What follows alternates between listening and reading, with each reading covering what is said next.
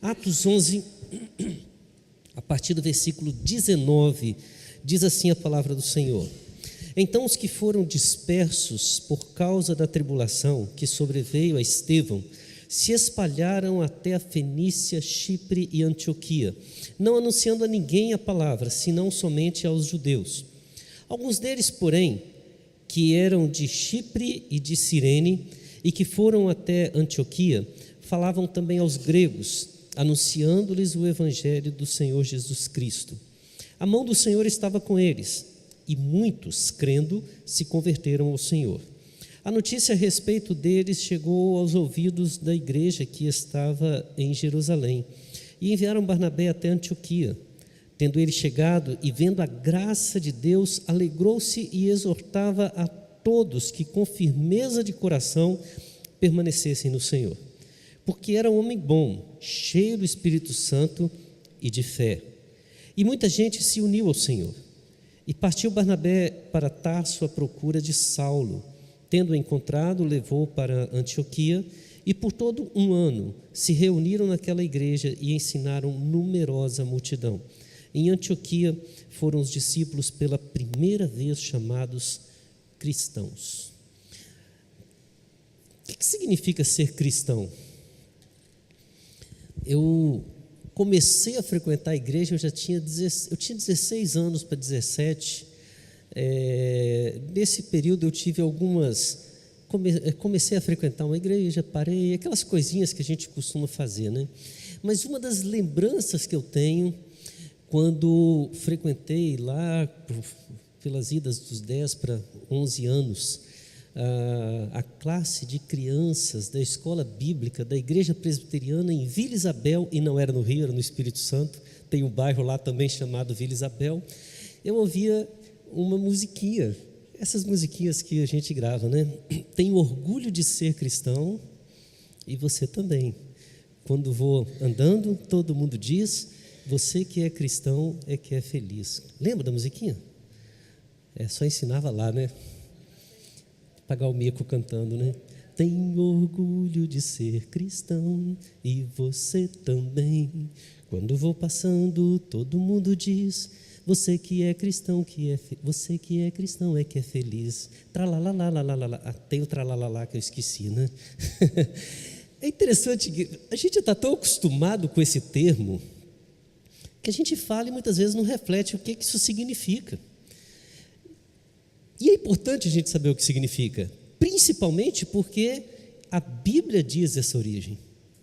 E acredito que no momento em que a Bíblia usa e ela enfatiza, porque no versículo 26 que nós lemos diz assim: em Antioquia foram os discípulos pela primeira vez chamados cristãos, ela deve transmitir para a gente algum significado, porque ao sermos chamados de cristãos, fomos caracterizados de alguma forma.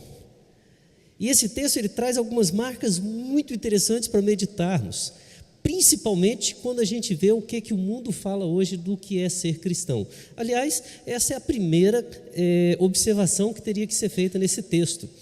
Pela primeira vez, os cristãos foram assim chamados na cidade de Antioquia. Quando a gente fala do cristianismo, a gente sempre pensa em Roma, não é verdade? Porque foi na igreja romana, através da igreja católica romana, que se desenvolveu a sede do cristianismo, e até hoje muitos pensam que é em Roma que está, principalmente no Vaticano, o centro do pensamento cristão. Mas quando a gente sai do catolicismo e vai para a Bíblia, a gente pensa em Jerusalém, não é verdade? Jerusalém, que tem a ver com toda a história veterotestamentária, tem a ver com o Novo Testamento. Foi lá que foi derramado o Pentecoste, foi lá a primeira grande pregação, foi lá que surgiu a primeira mega igreja, com 3.000 convertidos em uma mensagem. Foram ali que os discípulos se reuniram, que a igreja começou a vivenciar de forma tão intensa aquilo que estava sendo pregado, que a multidão falava que da multidão dos que creram era um só, o coração e a alma, todos estavam juntos, compartilhavam dos bens, compartilhavam das refeições, estavam juntos em oração. Todas essas características a gente pensa em Jerusalém. Mas até então a igreja era conhecida como aqueles do caminho. Por parte dos judeus eram conhecidos como aqueles que estavam atormentando ou derrubando a lei. Era uma seita. Alguns usavam, e a Bíblia fala como era chamado de a seita dos nazarenos. A igreja não tinha essa característica de cristianismo como cristão ainda. E o interessante é que Antioquia é uma cidade que poucos se lembram. Mas a cidade de Antioquia é uma cidade na região da Síria. Hoje, se não me engano, a Síria da época está ali perto da região da Turquia. Curioso, né? Não tem nada a ver com o ambiente cristão de hoje. Foi ali que pela primeira vez fomos identificados como cristãos. E fomos chamados de cristão. O que significa essa palavra? Basicamente, o significado no grego seria aqueles que imitam um tal de Cristo. Miniatura de Cristo, para nós cristão, mas seria uma espécie de cristinho.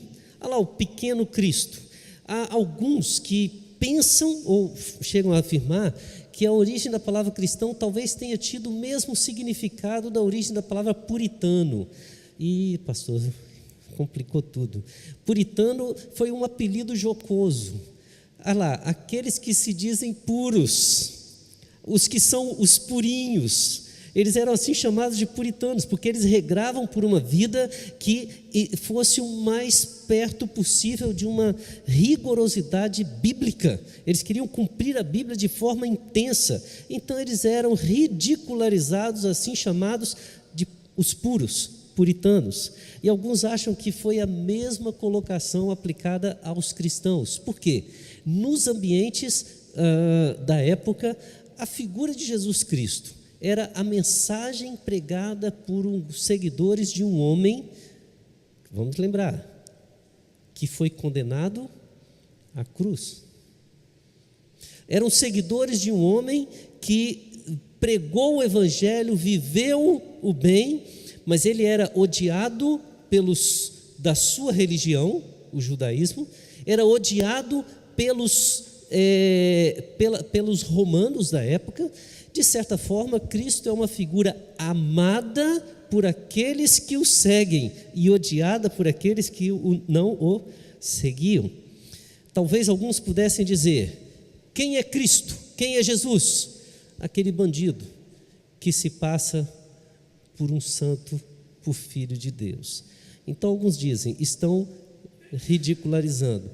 Eu não acredito particularmente nisso, porque o texto ele vai falar de alguns elementos essenciais que caracterizam os cristãos. É certo que em Antioquia foram pessoas de fora que chamaram os seguidores de Cristo de cristãos, mas chamaram por algumas marcas, algumas características. A primeira característica que aquela cidade que as pessoas viam é que as pessoas que chegavam lá eram pessoas que estavam sofrendo tribulações por seguirem a Cristo. O texto começa dizendo: então os que foram dispersos por causa da tribulação que sobreveio a Estevão se espalharam e chegaram a Antioquia.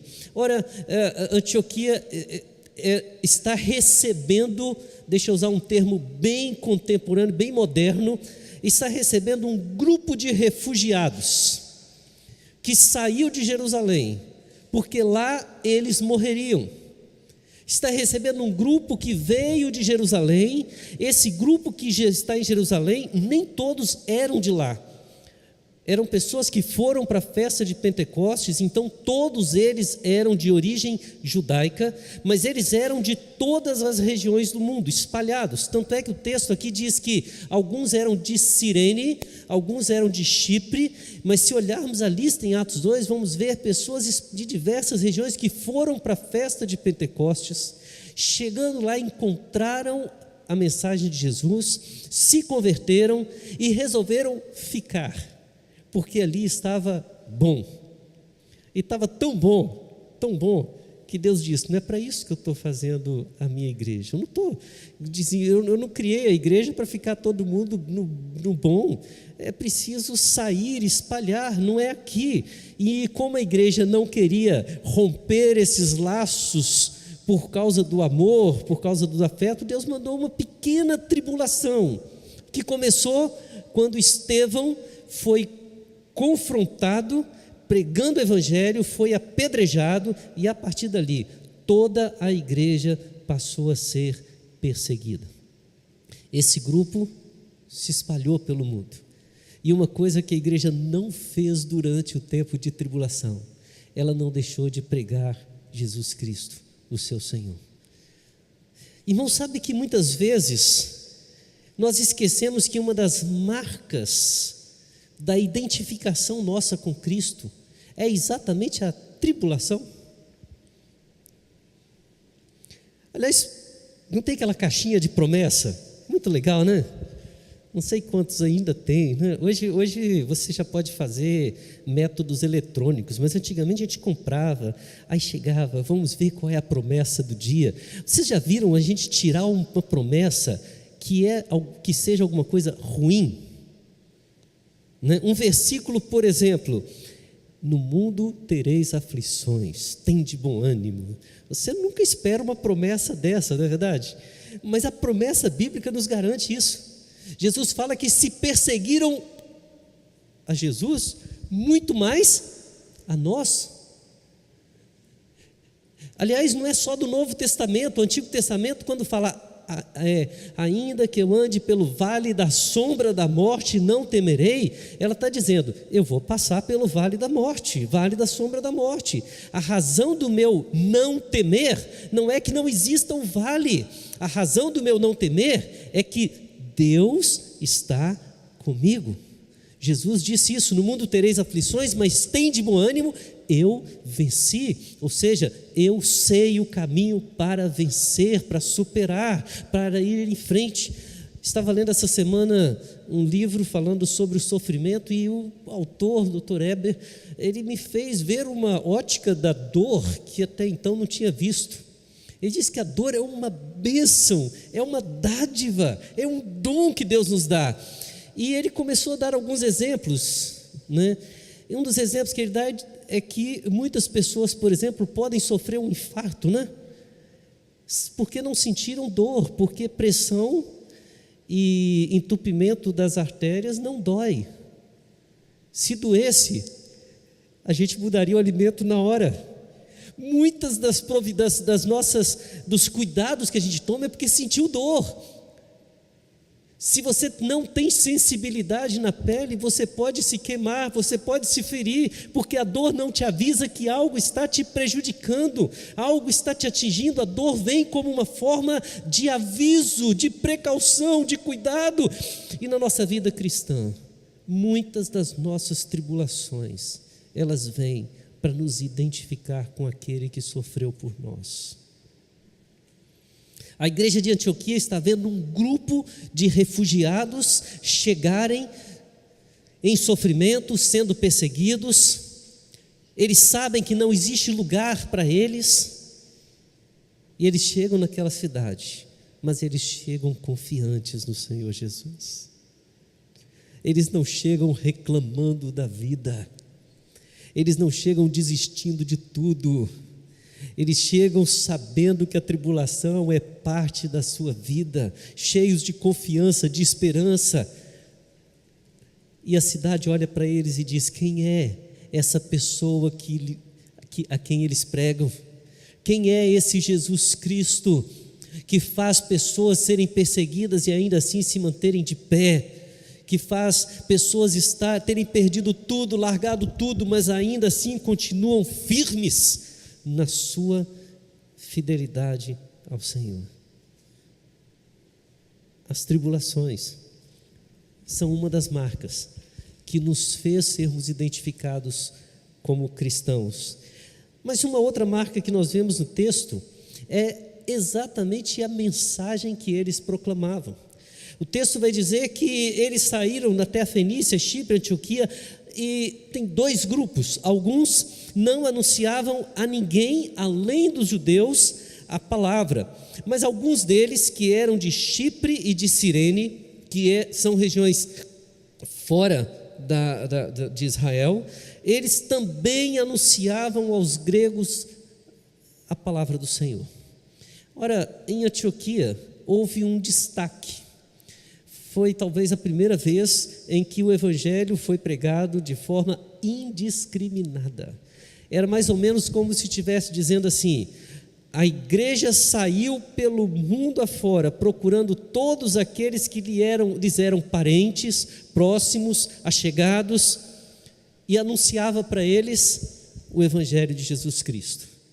Mas alguns foram e resolveram incluir todas as pessoas.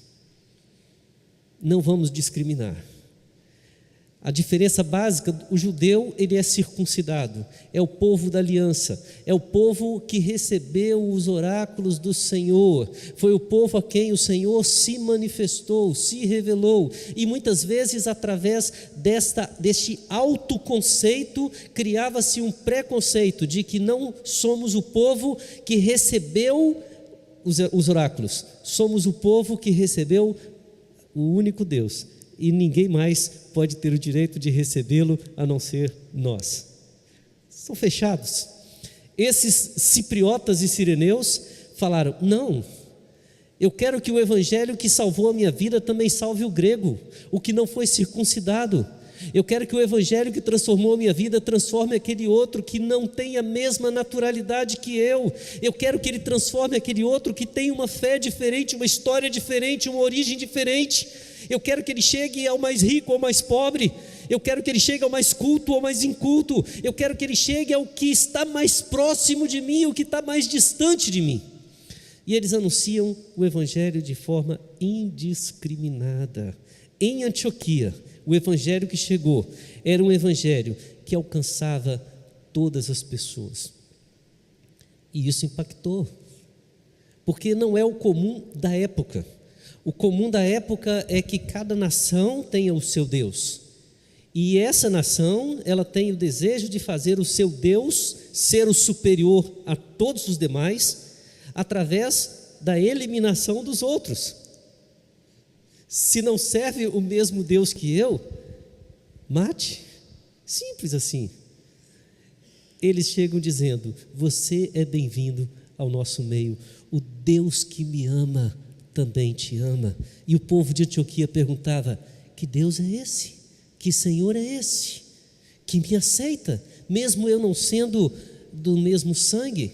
Que me aceita, mesmo eu não tendo a marca que para eles o identifica como cristão? Que Deus é esse? Que Senhor é este? Que Cristo é esse? E o mundo conheceu a palavra do Senhor.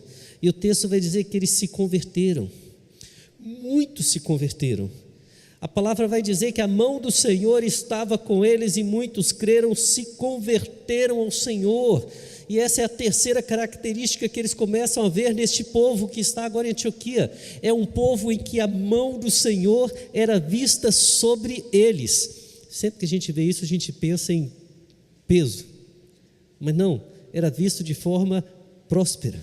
Aquilo que estava acontecendo em Jerusalém, de ser uma unidade, um corpo, de conviverem de uma forma fraterna, amistosa, amigável, estava acontecendo agora em Antioquia, com um ápice. Não era só entre os mais próximos, entre também aqueles que se convertiam independente da sua linhagem genealógica ou independente da sua opção religiosa. Eles se converteram, chegaram ao Senhor, foram aceitos, amados, e a partir daí a cidade começou a ver que a graça do Senhor sobre a vida desse povo era super abundante. De vez em quando a gente escuta algumas histórias, e eu quero reportar alguns tempos passados da minha vida, mas coisas que são presentes na vida, tenho certeza, de muitos irmãos. Antes de eu ir para o seminário, na empresa que eu trabalhava, eu tinha alguns colegas que éramos 2 crentes e mais ou menos uns 13 não crentes fazendo o serviço. Então imagina o bullying que a gente sofria, né?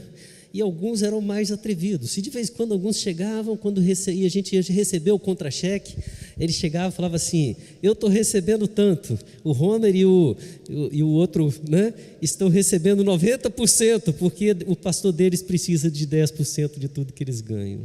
Vocês já ouviram essa brincadeira? É brincadeira que eles fazem, né? Não é zombaria com a gente, não. Aí um dia, o outro colega meu, furioso, já com a brincadeira, ele diz assim: eu dou 10% para o meu pastor e com 90% eu tenho o dobro do que você tem, porque você dá 30% para o diabo, porque isso é o que você gasta só com bebida, não é verdade? E eu nem sei o resto para quem mais você dá, sei que eu só recebo 90% e tenho muito mais que você, sei cuidar do que Deus me dá. E o curioso é que depois acabaram as piadinhas, porque muitas vezes eles falam, mas no fundo, eles estão, deixa eu usar uma palavra meio esquisita, eles não conseguem entender a bênção que Deus dá sobre nossa vida. É difícil entender como que você é mais próspero com 90% do que com 100%, não é verdade? É difícil entender como que aquele povo atribulado é feliz. É difícil entender como que aquele povo, ao invés de buscar aproveitar os seus dias com diversão, com a alegria da carne, vai para a igreja para assistir um culto, ouvir uma pessoa pregar e diz assim: foi uma bênção. São coisas ilógicas, mas são coisas ilógicas para eles, que quando eles entendem o que Deus está fazendo na nossa vida, eles dizem: eu quero isso para a minha vida também. Eles veem a graça do Senhor. E a graça de Deus é algo tão tremendo na nossa vida. Se você trabalha num ambiente que tem muitas pessoas não crentes, o dia que qualquer pessoa dessas estiver em uma tribulação, ela vai te procurar e vai dizer assim: pede oração por mim. E se não tiver coragem de pedir, falar pede uma oração por mim, vai te procurar para bater papo, porque você tem uma palavra que traz paz ao coração dessa pessoa. Vai querer ouvir simplesmente você dizer: Deus te abençoe. Eu acho engraçado, quanto mais eu sei que a pessoa duvida de Deus, não questiona, quanto mais eu sei que ele é ateu, mais eu gosto de dizer: Deus te abençoe, porque é espontânea a resposta, amém, não é? Você vai conversar com um ateu, aí você fala: Deus te abençoe, ele, amém. Eu disse, viu? Ele falou amém. De alguma forma ele sabe que a bênção de Deus pode ser derramada sobre a vida dele. O povo de Antioquia está vendo um povo atribulado, um povo refugiado, mas um povo feliz, um povo fiel. Está vendo um povo que inclui aqueles que não lhes são pares, mas ainda assim lhes dá a graça de serem abençoados da mesma forma que eles são. Que Deus é esse? Quem é esse Cristo? No final, o texto vai dizer, e aí eu vou pular o que acontece com Barnabé, porque o texto diz que Barnabé, enviado à igreja de Jerusalém, ficou impressionado. O que aconteceu lá em Antioquia?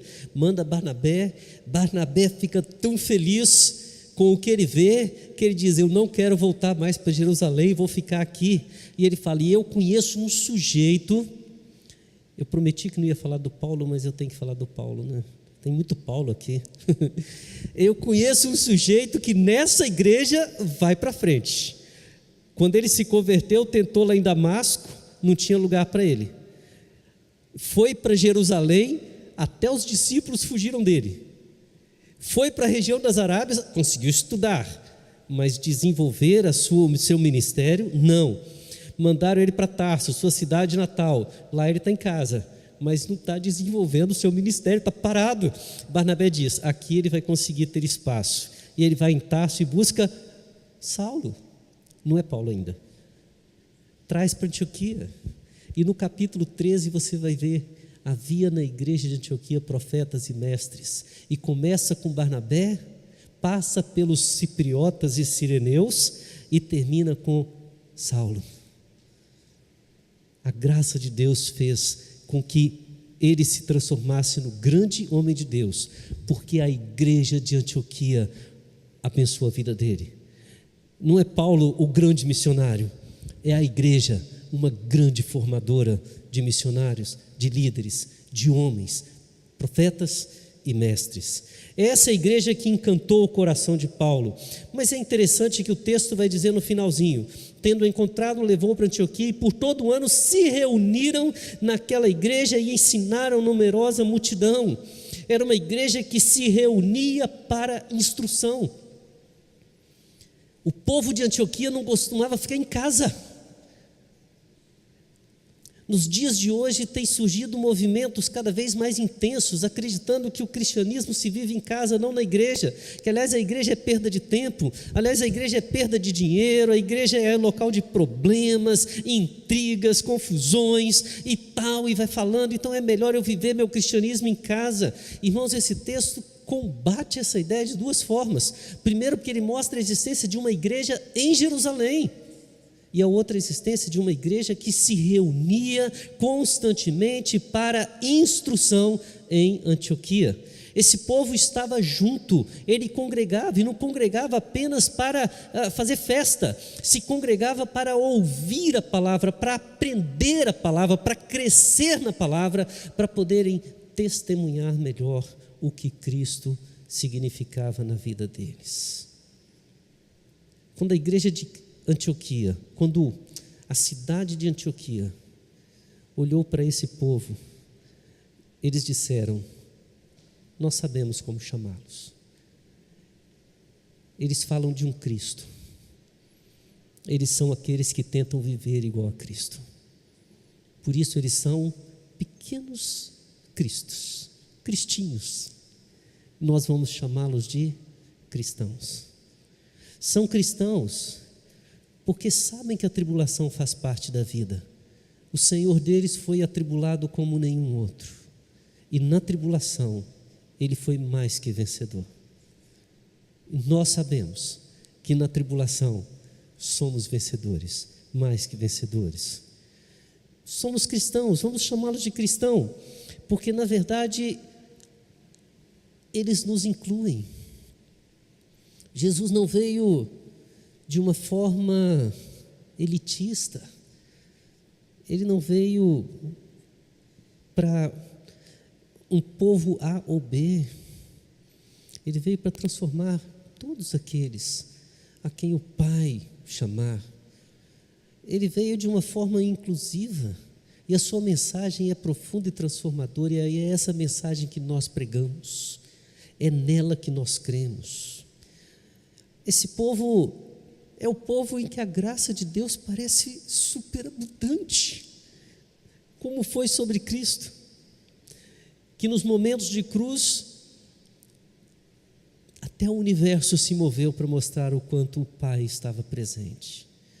Esse povo se reúne para instrução, são irmãos, são pessoas que vivem um evangelho.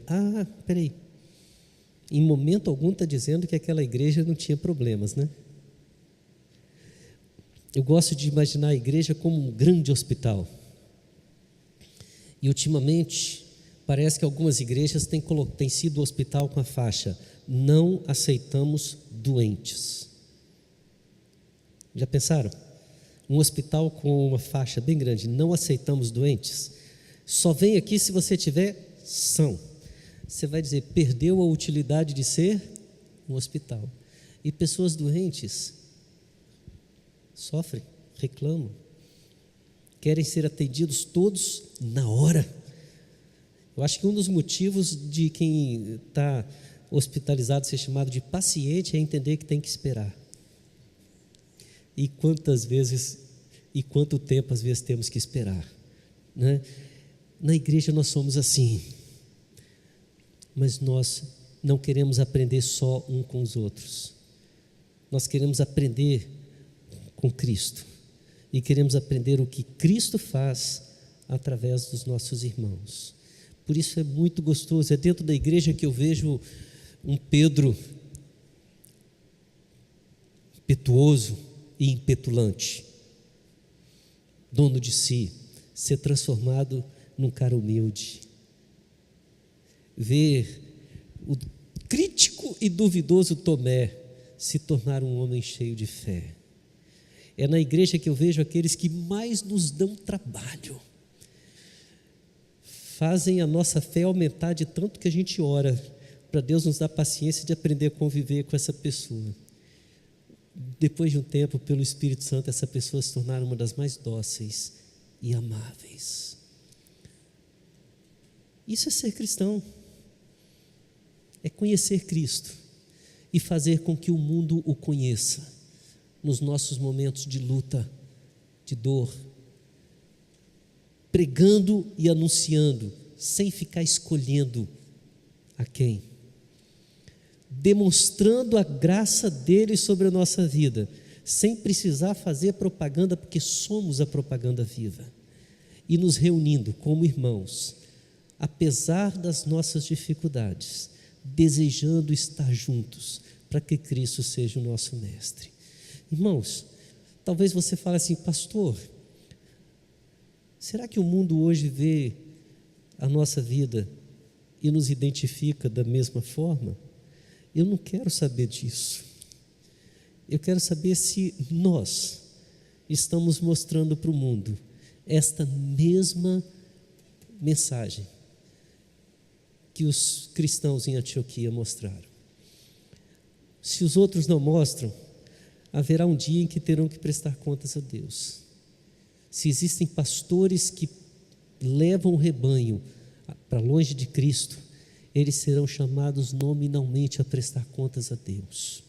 Mas não só pastores, presbíteros, diáconos, líderes, cristãos, todos nós. E eu espero que nessa época, realmente a palavra que nos identifique seja cristão. Aquele que imitou Cristo na sua vida. Feche seus olhos. Medite durante um tempo. O que está faltando na sua vida? O que tem te identificado nesse mundo? Você está conseguindo entender a bênção da tribulação?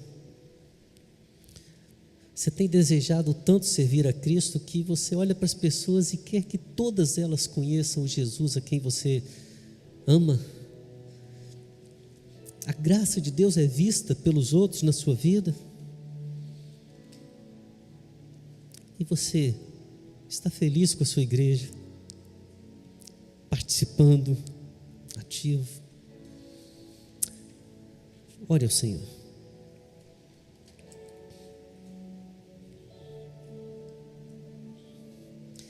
Deus, nós queremos fazer uma autoanálise nesse momento. Olhar para dentro do nosso coração, de forma individual. Porque, ó Deus, acima de tudo o que vimos naqueles que foram pela primeira vez chamados cristãos, é que o seu coração desejava forte e firmemente viver para a glória do Senhor. E desejavam de tal forma, Deus, que a tribulação não era motivo para eles deixarem de glorificar o teu nome. A diferença do ambiente em que estavam, o fato de conviverem com pessoas tão diferentes da sua própria naturalidade, não era motivo para deixar de glorificar o teu nome. Viviam com o que tinham de forma tão graciosa, que a graça do Senhor superabundava, e por isso eles ainda mais glorificavam ao Senhor, e eles te buscavam, Senhor, queriam aprender cada vez mais com o Senhor, estavam na tua presença, se reuniam como igreja, como um povo que se dedicava para glorificar e adorar o nome do Senhor. Ó Deus, que seja esse o fervor que há em nosso coração, que seja essa mensagem que nos inflame a viver para a glória do Senhor no nosso mundo de hoje, e que sejamos sempre, ó Deus, reconhecidos como cristãos, seguidores do Senhor Jesus. Nós oramos no nome de Jesus. Amém, Senhor.